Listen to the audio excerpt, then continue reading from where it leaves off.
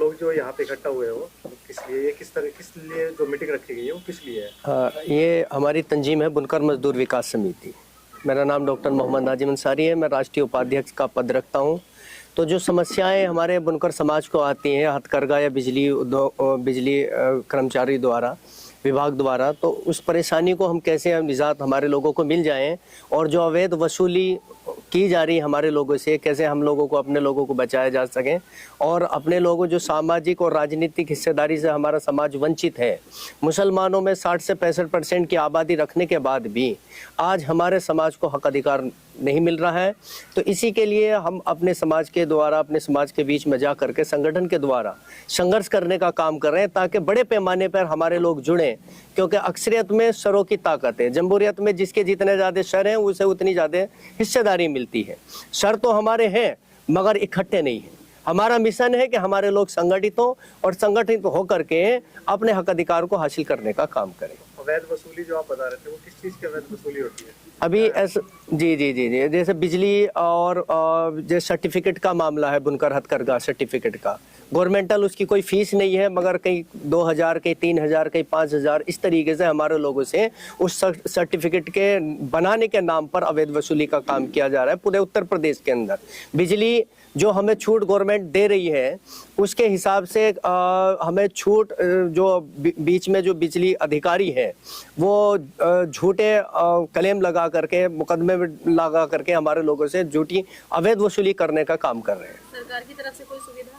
सरकार की जो सुविधा है, सरकार तो अभी जो फ्लैट रेट योजना, अटल बिहारी वाजपेयी फ्लैट रेट योजना हमारी बनाई गई है सरकार द्वारा, और जो बकाया हमारे सबसे बड़ा इशू हमारे समाज का जो है बकाया का है। 30-30 लाख रुपए का, 25-25 लाख रुपए का बुनकरों का बकाया जो सरकार को देना है वो रुका हुआ है।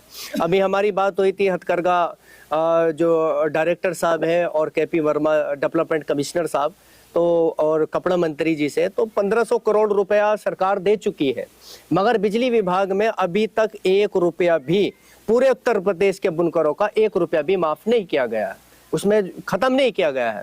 तो हम ये चाहते हैं तत्काल प्रभाव से सरकार इस चीज को ध्यान में ले, संज्ञान में लेकर के बुनकरों को जो बकाया है सब्सिडी वाला जो सरकार को देना अटल बिहारी वाजपेयी फ्लैट रेट योजना के तहत, उसे दे करके खत्म करके बुनकरों को राहत देने का काम करें, और नई स्कीमें चला करके और उनका जमीनी स्तर पर प्रचार करके बुनकरों को सीधे लाभ पहुंचाने का काम करें। क्योंकि बीच में ही बड़े बुनकर या और दूसरे लोग उसे हासिल करके खत्म करने का, गरीब बुनकरों का हक अधिकार खत्म करने का काम कर रहे हैं।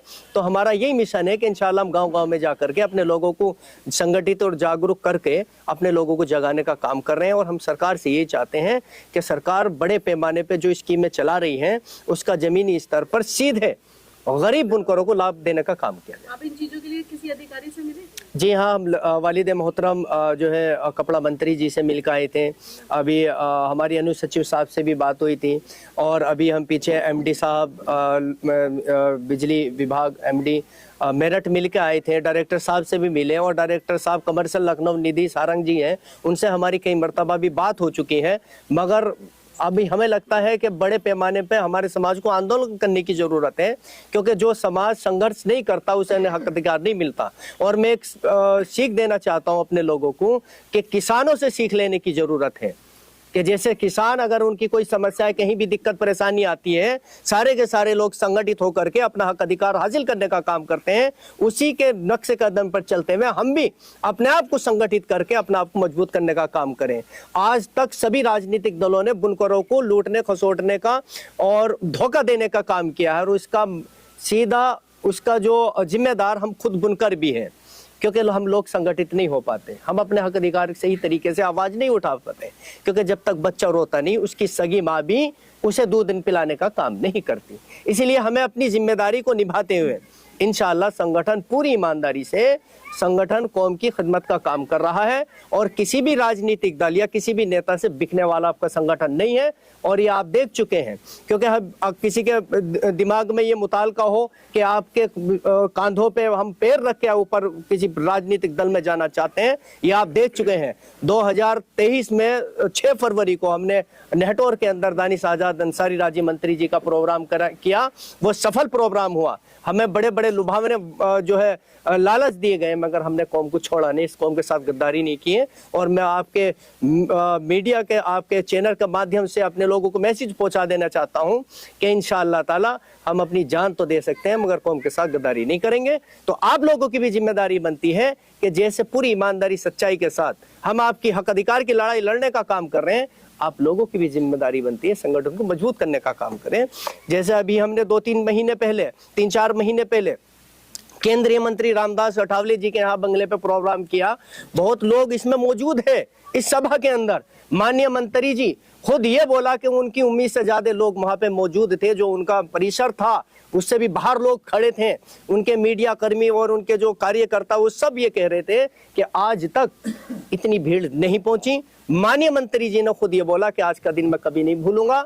और मुझे पार्टी से उत्तर भारत का पद देने के लिए बारे में बोला गया, 16 राज्यों में 14-16 राज्यों की जिम्मेदारी देने के लिए बोला गया, मगर जो मैंने एजेंडा अपनी कौम समाज का दिया था उन्होंने उस पर गौर नहीं किया।